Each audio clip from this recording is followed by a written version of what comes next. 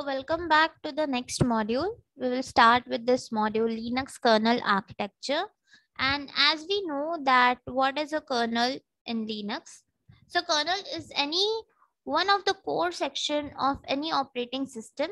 It is responsible for each of major actions of the Linux OS. This operating system contains distinct type of modules and cooperates with underlying hardware directly. The kernel facilitates required abstraction for hiding details of low-level hardware or application programs to the system. So there are different types of kernel that we have seen in our basic administration for Linux. But going with advanced, we'll see the Linux kernel architecture. So moving on to the next slide, we can see that how the architecture looks. So this is what it holds: a user space, a kernel space, and the hardware layer. So these are the three different layers. Here there is a process in the user space which is being operated from kernel space with a system call. There is a read and write happening over there. So if any example, if we take and if we want a process to be with a drive, so how it goes? It will be going through the system call. It goes in the kernel space through the file descriptor. It comes to VFS or the block device and then to the storage hardware. That is the drive. There on the drive, there will be tracks, sectors, and the information stored over there. And then it will be recalled through the Linux kernel to user space. The same way the process happens for network hardware in the hardware layer. In the hardware layer, as we know, this is an important part of the architecture where Linux operating system contains a hardware layer that consists of different peripheral devices like CPU, HDD, RAM.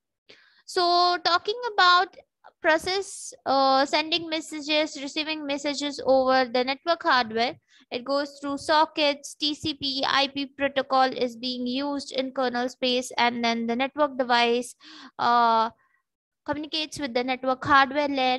So this is how the Linux kernel architecture is. I hope you all are getting my point. I hope you all are understanding.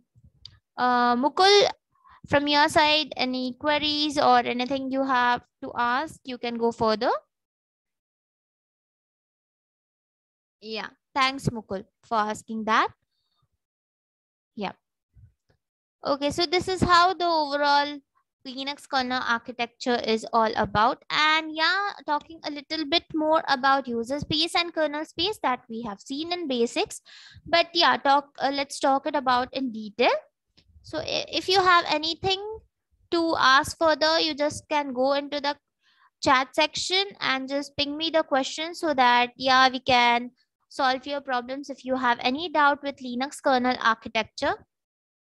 So the overall architecture in the diagram is an self-explanatory part, but yeah, a user space and kernel space. So let's go with user space first. User space is the memory area where all user mode application work, and this memory can be swapped out whenever necessary.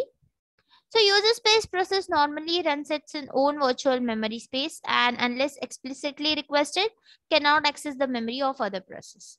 So that's true. It's all about the user space, and a kernel space is strictly reserved for running the kernel, that is OS background processes, kernel extensions, and most of the device drivers. So about Linux kernel space, it gives full access to the hardware, although some exceptions run in user space. That is, the graphic system is most people use with Linux does not run in kernel. In contrast, that is found in Windows, Microsoft Windows. But yeah, most of all, the Linux kernel space gives a full access to the hardware. So this is how a Linux kernel architecture is regarding network hardware, storage hardware, if you want to access the data on the drive, or if you want to communicate with the network device. So yes, so let's take a break over here and then further we'll go with the next module.